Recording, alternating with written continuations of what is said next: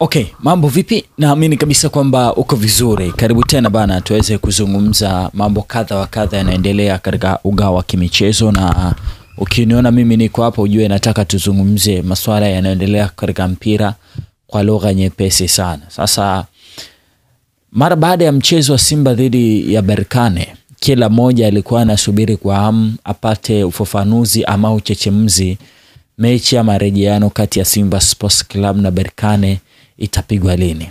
Na hii ilitokana na sintofahamu ambayo ilitokea siku moja kabla ya mchezo wa Simba Sports Club, taarifa kuvuja kwamba mchezo wa marejeano kati ya Simba pamoja na Berkane utapigwa kwenye uwanja wa New Amani Stadium. Kila mmoja akaanza kujiuliza, New Amani Stadium kwa nini? Uwanja wa Taifa una shida gani? Kila mmoja akaanza kutoa matamko. Tukamuona Cretesius Magori, mjumbe kamati mjumbe bodi ya kurugenzi, board members of Simba, akatembelea uwanja wa Taifa na kutoa baadhi ya video zinazoonyesha uwanja wa Taifa jinsi ulivyo, na kueleza kinagaubaga kwamba uwanja ambao uko kwenye hali safi. Na akawa kwenye kila posti ambayo anaiposti kuhusu uwanja wa Taifa akawa anamtag Patrick Motsepe ambaye yeye ndio rais wa CAF. Lakini haikuishia hapo tu. Tukashuhudia baadhi ya viongozi wa kiserikali akiwemo katibu mkuu Wizara ya Sanaa, Utamaduni na Michezo Gerson Msigwa akienda kukagua ule uwanja wa Taifa, na kwenye makaguzi yale akasema kwamba marekebisho katika uwanja wa Taifa yamefikia 85%. Sasa hizo 85% hawakuelezea sasa kiundani ni makamiliko kwenye eneo lipi, kwa sababu kuna maeneo makubwa matatu uwanjani. Kuna eneo la pitch pamoja na compounds za pitch, kwa mfano kwenye running track, kwenye eneo la walimu wanaposimama. Lakini pili, kuna eneo la mashabiki pamoja na nje ya uwanja. Lakini eneo la tatu ni kwenye dressing room pamoja na maeneo mengine kwenye vyumba kwenye nini kule. So ni swali likawa, unavyosema mmekamilisha kwa 85%, ni general kwa overall ama unazungumzia part ndogo ndogo? So hawakutoa ufafanuzi kamili, ila wakaisha kusema uwanja wa Taifa umekamilika kwa 85%, na wakaambia CAF uwanja wa Taifa hauna shida yoyote ile. Baadaye tukamuona Waziri Mkuu Kassim Majaliwa akifika uwanja wa Taifa kwa ajili ya kufanya uchambuzi, na yeye akasema dimba liko kwenye hali nzuri sana, eneo la pitch likaonekana kuwa bora, na yeye alifika pale kujionea kwa ajili ya kuhakikisha kwamba yale malalamiko ambayo yanatolewa isije ikaonekana serikali inatoa fedha ambazo zinapigwa na hizo fedha haziendi kurekebisha.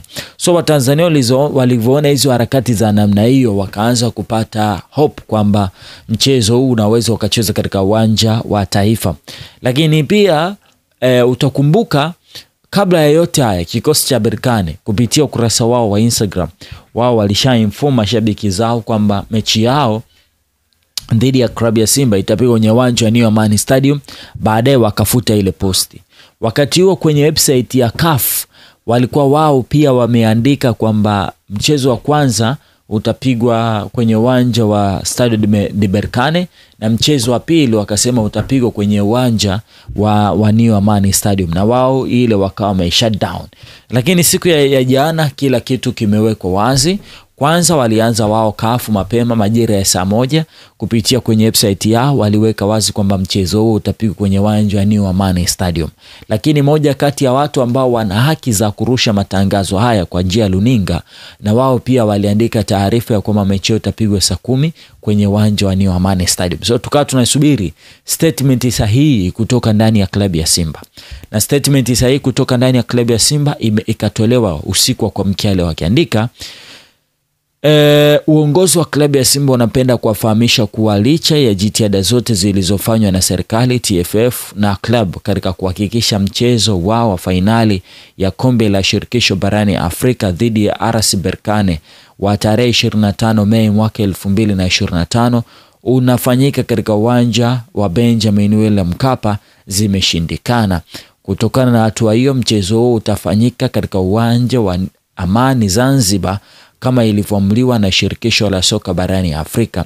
Tunawaomba mashabiki na wapenzi wetu kuwa watulivu katika kipindi hiki. Aidha, tutatoa taarifa rasmi za mchezo huu na hatima ya mashabiki wetu kuelekea katika mchezo huu muhimu kupitia mkutano maalum wa wanahabari kesho majira ya saa 5 asubuhi, na itakuwa ni Mei 20 katika ofisi za klabu ya Simba Oysterbay jijini Dar es Salaam.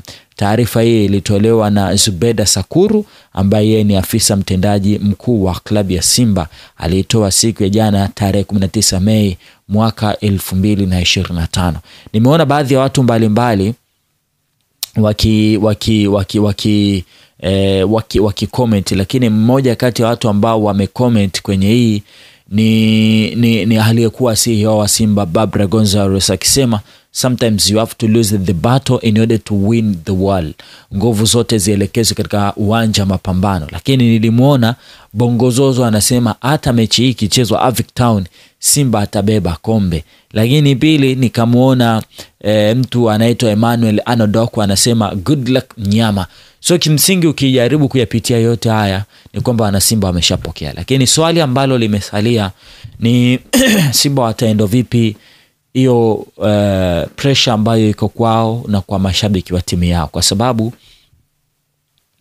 kwa mujibu wa Crentesos Magori alikuwa anasema tiketi zilizouzwa ni zaidi ya 12,000, na pamoja na yale yaliyotokea, zile sintofahamu zilizotokea, Simba waliendelea kuhamasishana kununua tiketi, na inawezekana tunavyozungumza nawe sasa hivi zimeshakatwa tiketi karibia 30.